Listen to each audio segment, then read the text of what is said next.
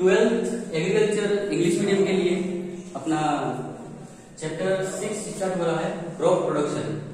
अब crop production में सबसे पहले हम पढ़ेंगे पेडी, हिंदी में इसको कहते हैं धान और इसको राइस भी बोलते हैं। राइस से उसके बारे में हम पढ़ेंगे। तो राइस आप इतना लिख सकते हो। इसके बाद में इसका लिखेंगे अपन साइंटिफिक नेम। साइंटिफिक नेम को शॉर्ट में ऐसे लिखते हैं।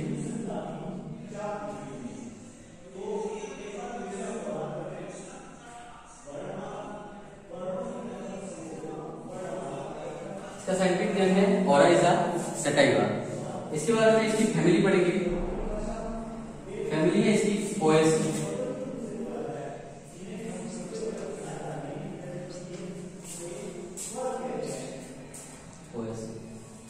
इसको कभी भी बहुत सारी किताबों में ग्रामीरी दिया गया है।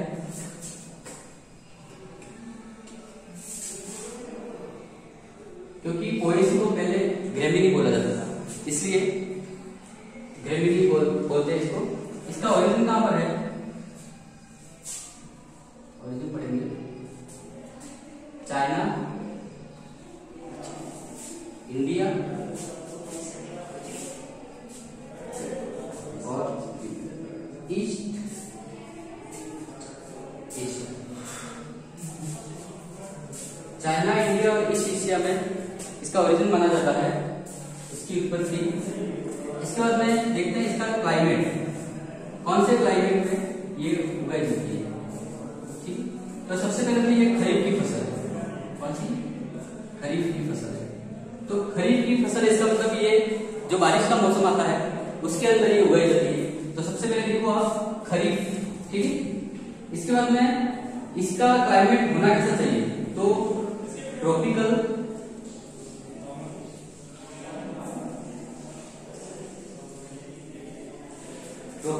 एंड मॉइस्ट क्लाइमेट, मतलब ऐसा क्लाइमेट जिसके अंदर गर्मी तो हो लेकिन उसके अंदर पानी की छोटी छोटी बूंदें होती है, उसको बोलते हैं ट्रॉपिकल एंड मॉइस्ट क्लाइमेट। ठीक है, 100 to 200 सेंटीमीटर रेनफॉल की भी जरूरत होती है।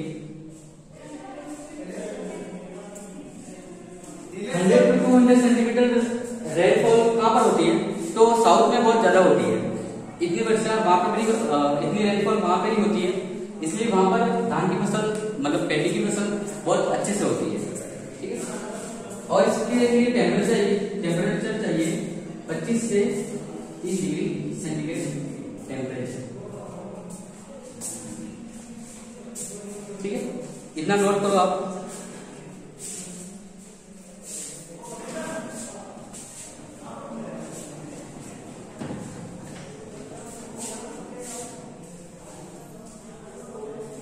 टेम्परेचर तक अपन ने बात कर ली थी, क्लाइमेट हो गया था अपना। इसके बाद में अपन पढ़ते हैं सोइल के बारे में कि सोइल कैसी होनी चाहिए। तो इसमें लोमी एंड क्ले सोइल होनी चाहिए।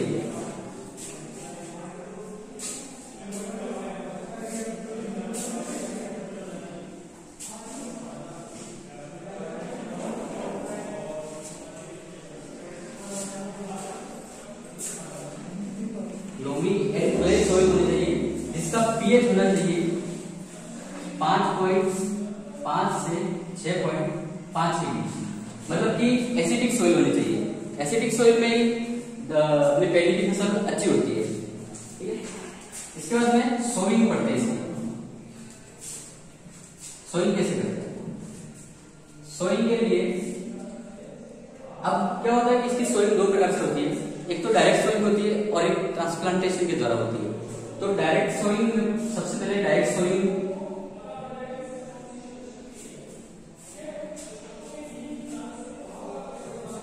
में इसकी जो सीड रेट होती है वो 80 to 100 किलोग्राम होती है, इसकी सीड रेट। ठीक है, तो करते कैसे हैं? सबसे पहले तो करते हैं कल्टीवेशन। सबसे पहले कल्टीवेशन करते हैं, इसके बाद में इरिगेशन करते हैं,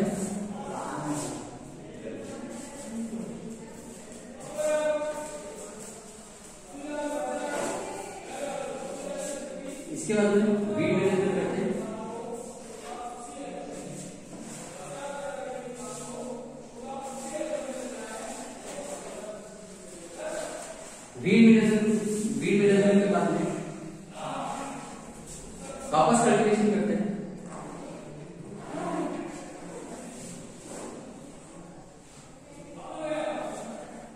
कल्टीवेशन, इरिगेशन, वीड मैनेजमेंट, इसके बाद में वापस कल्टीवेशन करेंगे और उसके बाद में सोइंग कर देंगे।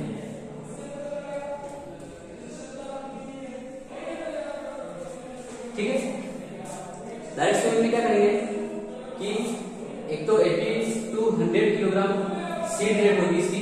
इसके बाद में कल्टीवेशन करेंगे खेत में, इसके बाद में इरिगेशन, वीड मैनेजमेंट, कल्टीवेशन और सोइंग कर देंगे। ये हो गई अपनी डायरेक्ट सोइंग।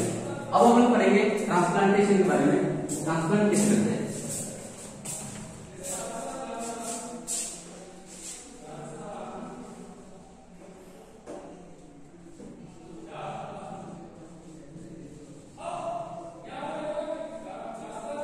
ट्रांसप्लांटेशन, ठीक है। ट्रांसप्लांटेशन में जो सीड रेट होती है वो होती है 40 से 50 किलोग्राम, मतलब जस्ट उसकी आधी हो जाती है। क्यों? क्योंकि इसमें जो पौधे होते हैं वो बिगड़ते नहीं है। नर्सरी पहले तैयार करते हैं इसकी, इसके बाद में इसमें सोइंग करते हैं इसलिए। तो इसमें सीधा सीधा सबसे पहले तो कल्टीवेशन करेंगे,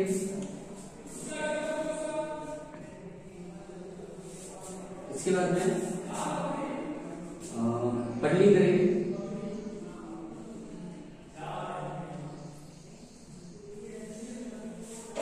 पडलिंग के बाद में सोइंग करेंगे। सोइंग नहीं चाहिए इसको पहले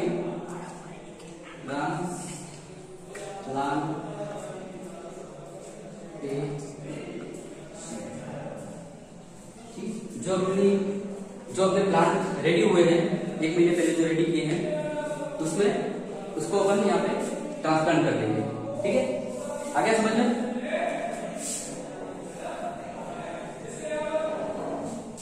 ये अपनी हो गई सोइंग।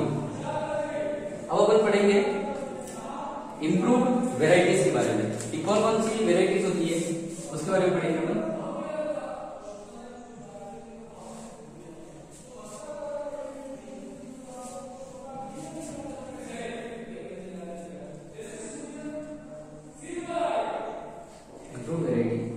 तो जैसे कि अपन सोइंग कर रहे हैं दो प्रकार से, तो इसी प्रकार अपनी वेराइटी भी 2 प्रकार की होनी चाहिए, एक डायरेक्ट सोइंग वाली और एक ट्रांसप्लांटेशन वाली। तो पहले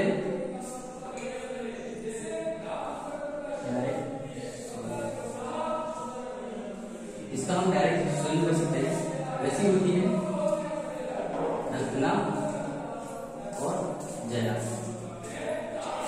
ठीक है, रत्ना और जया जो वेराइटी होती है उनको डायरेक्ट अपन सोइंग कर सकते हैं। दूसरी होती है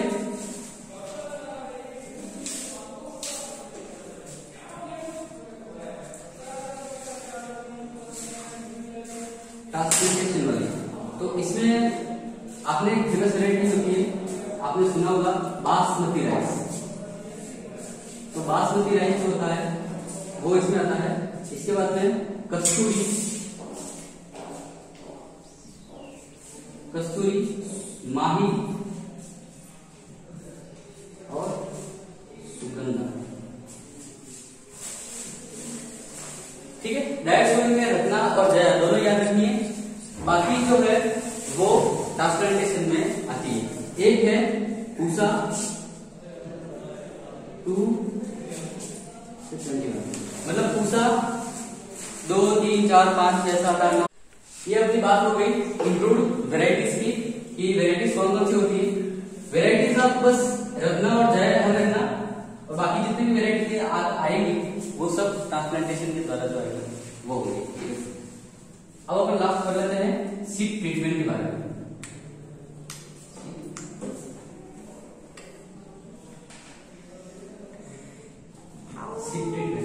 सीड ट्रीटमेंट कैसे किया जाता है इसके बारे में पढ़ेंगे।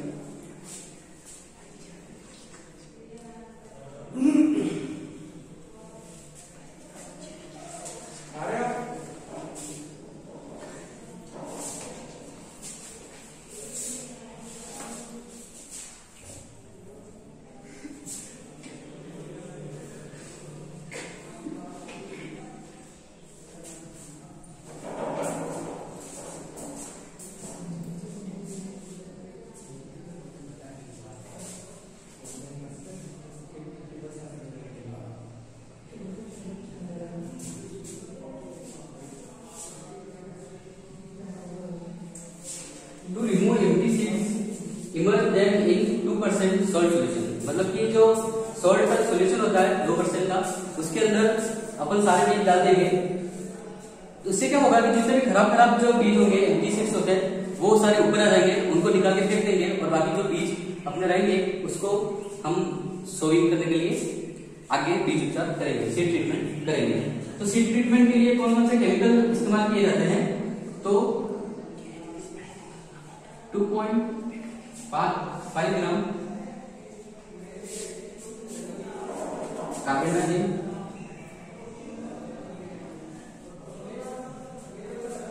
प्लस 1.5